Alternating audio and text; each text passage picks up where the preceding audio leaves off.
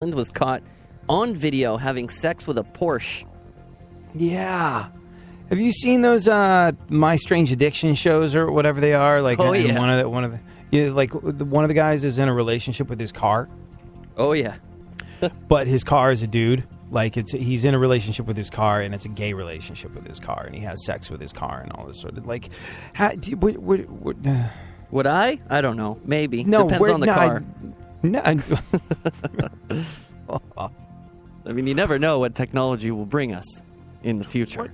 What orifice do you employ on the car? I would have to imagine the gas tank would be bad for your health, and the exhaust pipe would be similarly bad for your health, and also difficult to reach. I don't know how. Yeah, you'd have to get down on your knees, and then you'd get all that sort of like gravel burn from the driveway, and I would imagine you get all that gravel burn from the driveway. You would imagine, yeah, sure. I guess so. I guess he did the Porsche because he didn't have the money for an Escort. In his defense, the Porsche wanted it, had its top down, and the headlights were on. Come on, man, wouldn't you? It knew what it was doing. Go on. Taco Bell will start serving potato chip flavored nachos. Yeah.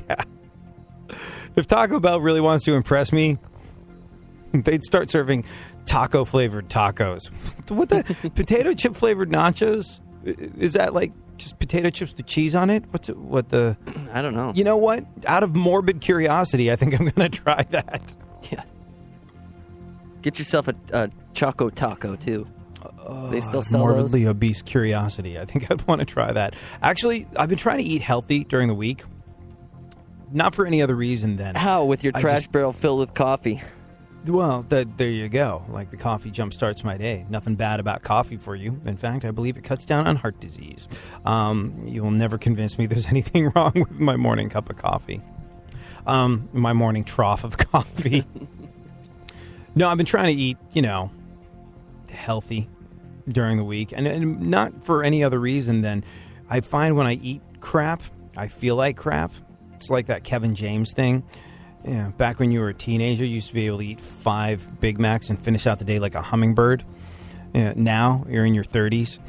Like, you eat a Big Mac with fries and a shake, and you feel like a bear that got hit with a sedative dart. I think that's how we put it. We're like... so I just feel like crap if I eat crap. So I've been trying to eat healthy during the week, and then Saturdays, who gives an F? Like IHOP, fast food, whatever the hell floats my boat on that day, because I don't have to get up and do anything. I can feel like crap as I sit there on the couch and binge watch shows that aren't that good, but I can't be bothered to go into my Netflix queue to find something that actually is any good. That whole trying to eat healthy thing has resulted in me kind of like saving up, like, oh, what crap do I want to eat this weekend? And Taco Bell's pretty high on my list. I haven't had Taco Bell in a little while, and I know a lot of people regard it as being not very good, but that grilled stuffed burrito thing, I would like to try one of those again. And I think I would, I think when I go in to have that Taco Bell, I think I'm going to have to give these potato chip flavored nachos a go, just out of curiosity. Go on. Hey, Mario, somebody ordered the chips again. A new survey shows Americans are leaving Christianity in droves. Yeah, man. I cannot imagine why people are losing faith in Christianity. Maybe I should ask the evangelists, who keep railing against gay marriage, then get caught snorting crank off the asses of teenage rent boys they meet on Grindr. Plot thickens. Go on. A woman on a flight from Calgary to Tokyo went into labor and gave birth on the plane. Yeah, immediately charged for another seat. Hey, you know how I pointed out the fact that evangelists rail on gay marriage, then they get caught snorting crank off the asses of teenage rent boys that they meet on Grindr? Yeah. What is crank? I've always liked the expression. Like, it always sounds like when you're painting a mental picture, it's like the worst drug possible. What is it? Is it crystal meth? To Google. Is it PCP? To Google. What is crank? Crank is slang for a low-purity crystallized methamphetamine that is administered in a powder form. It's meth, Okay. brah. All right, yeah, it's low-quality meth. That's what I thought. But then I got confused, and I was like, is crank maybe PCP? Or maybe... Okay, so now when we're picturing televangelists snorting crank off the asses of teenage rent boys that they meet on Grindr, we know exactly what we're picturing. That's good. Let's move on. Honey Nut Cheerios do not contain any nuts. Scandal. The Bruce Scandal. Jenner of breakfast cereals.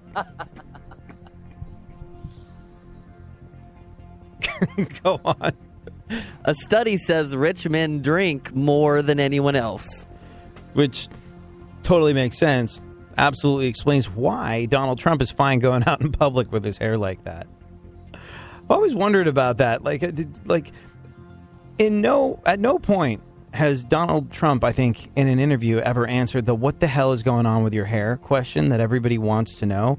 And it's just like, you're the richest man in the world. The finest hair plugs imaginable are available to you. It was just go ahead and get them. Why deal with that? Why deal with the international ridicule? I guess it's kind of like his calling card now. Like, he can't get away from it. That's sort of how, I don't know. Who knows? It's a question that hasn't been answered in the last 20 years, so I don't think we're going to answer it. No one on has this been show able today. to trump his hairdo. Mm-hmm. Yeah, no. As of yet. Go on. 42% of users on Tinder are already in relationships. Oh, you dirty dogs. Yeah. 42% of the users on Tinder already in relationship. There's a word for people like that. It's men. Go on. And finally, experts warn the internet could reach its limit in 8 years. Yep, the internet will be full. No more space on it. A way to avoid this problem is by eliminating all the useless stuff online, i.e. anything that's not porn. And I'm not too gangster, just a big mouth white boy prankster. Never been to jail, never shot a 9, never smack a hoe, but I know how to have a good time. I grew up in the suburbs, I went to private school. I stayed mostly out of trouble, mostly I obeyed the rules. Upper middle class, so you know I'm not down. Still taking over when I'm rocking this town. Put your hands up if you're loving this sound. I am the king, so I with the clown. Oh, I'm the king of the suburbs, baby. I'm the king of the suburbs, yeah. I'm the king of the suburbs, baby. Throw your hands up in the air. I'm the king of the suburbs, baby. I'm the king of the suburbs, yeah. I'm the king of the suburbs, baby. Throw your hands up in the air. As a kid, I was sneaky, wrote graffiti on the walls. Krylon can in hand, tag bathroom stalls. That I'm down like A-OK. But my mom's Waldo was my gangster getaway. Bass, how low can you go? A white boy, what I crack a know. Once again, it is the incredible rhyme animal, near cannibal AD. Public enemy number 1. Not really, but I like to fun like I could be one. But I never even held a gun, and I'm pretty sure I'd run if I ever even saw one. Oh, I'm the king of the suburbs, baby. I'm the king of the suburbs, yeah. I'm the king of the suburbs, baby. Throw your hands up in the air. I'm the king of the suburbs, baby.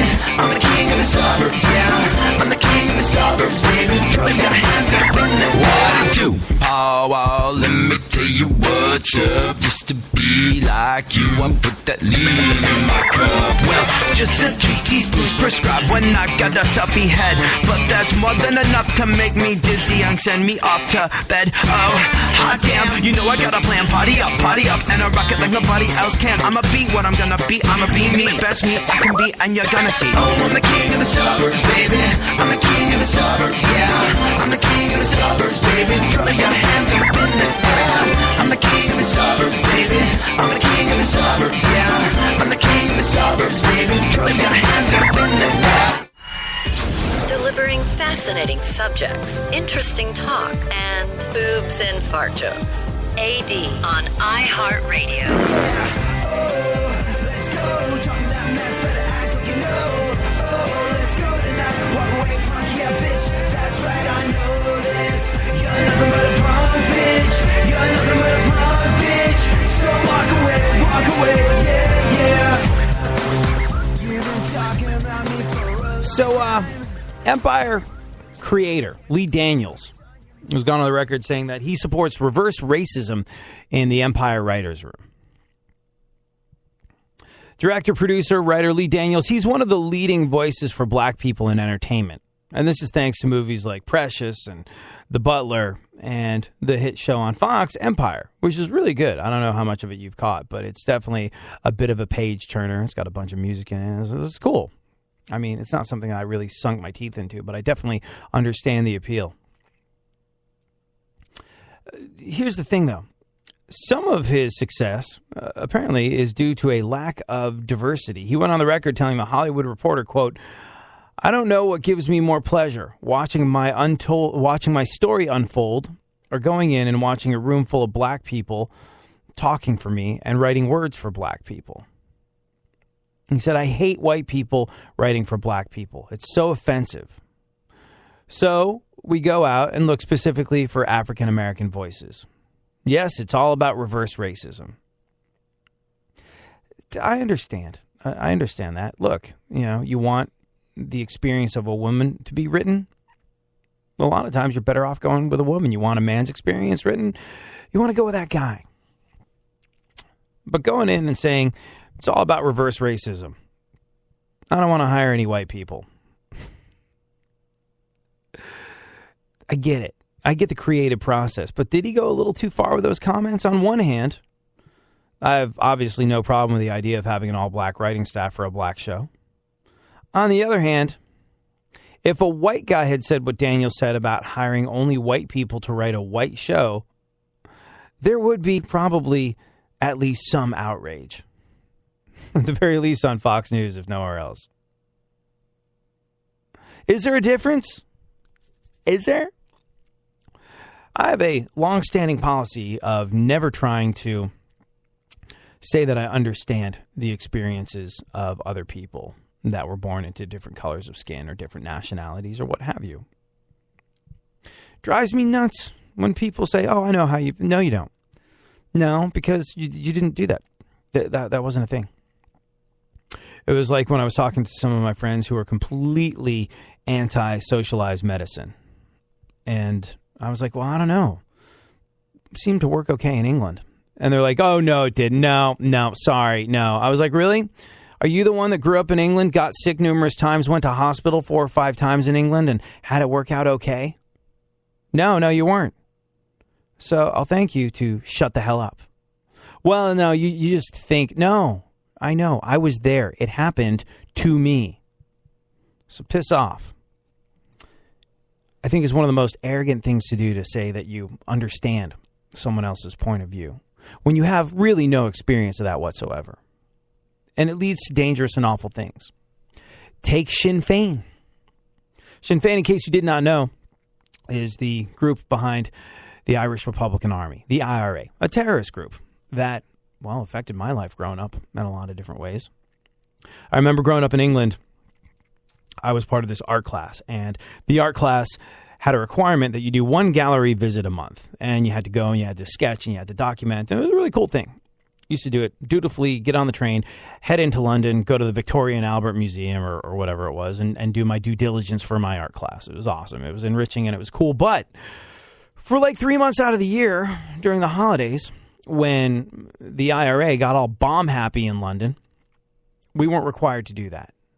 Changed the shape of our lives. There were car bombs. That's kind of disgusting, that whole Irish car bomb thing. It'd be like having a cocktail named after the Twin Towers.